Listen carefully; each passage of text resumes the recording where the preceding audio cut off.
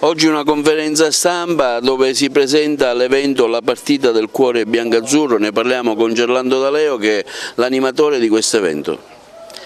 Sì, grazie Arturo per la presenza, innanzitutto sia a te che a tutta la stampa presente, e a tifosi, a quanti hanno voluto veramente aderire e sostenere questo progetto, le cui finalità sono ovviamente nobili, poiché innanzitutto serviranno per fare della solidarietà.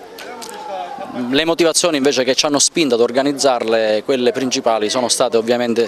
legate a quello che è accaduto nel mondo Agragas nel corso degli ultimi anni. Il fatto che quest'estate sia anche sfuggita la possibilità di proseguire quel percorso che era cominciato 5-6 anni fa e che aveva veramente regalato tante emozioni. Oggi il popolo biancazzurro, i tifosi dell'Agragas, sono, per utilizzare un eufemismo,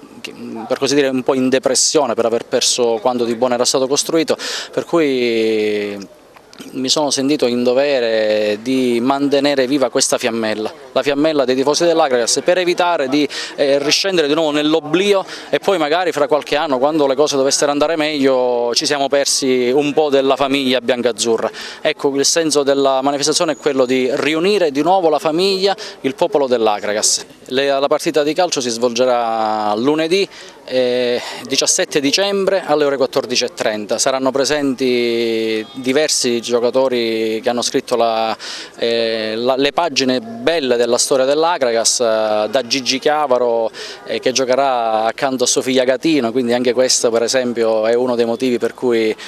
ci sarà da sorridere e da gioire, in più calciatori della levatura di Peppe Catalano, Raimondo Filippazzo, Peppe Castiglione, che in quegli anni riportarono Agrigento 22 anni fa l'Agrigento Interland in Serie C, e poi quelli che a distanza di 22 anni l'hanno riportata in Serie C, quindi i vari Bonaffini, Nicola Arena, Gaspare Pellegrino, insomma un gruppo di giocatori che hanno lasciato il segno ad Agrigento. Sì, assolutamente. Quando Gerlando, che è un amico, mi ha coinvolto, mi ha chiesto la mia idea, la mia collaborazione nell'organizzazione di questo evento, ho accettato con grandissimo entusiasmo. Il mio cuore, come quello di tantissimi agrigentini, è un cuore biancazzurro, per cui non si può il giorno 17 non essere presenti a questo evento. Sarà una festa dell'Agragas, una festa dei tifosi,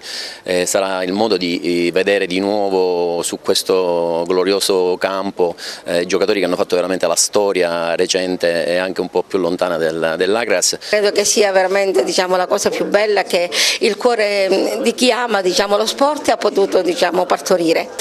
Penso che c'è chi crede che lo sport può unificare i cuori e le menti, e questa partita del cuore può dare veramente lo sprint, ecco, l'input per recuperare quello che per quanto riguarda entusiasmo, gioia di vivere, fede in quello che si fa, poteva essere perduto strada facendo.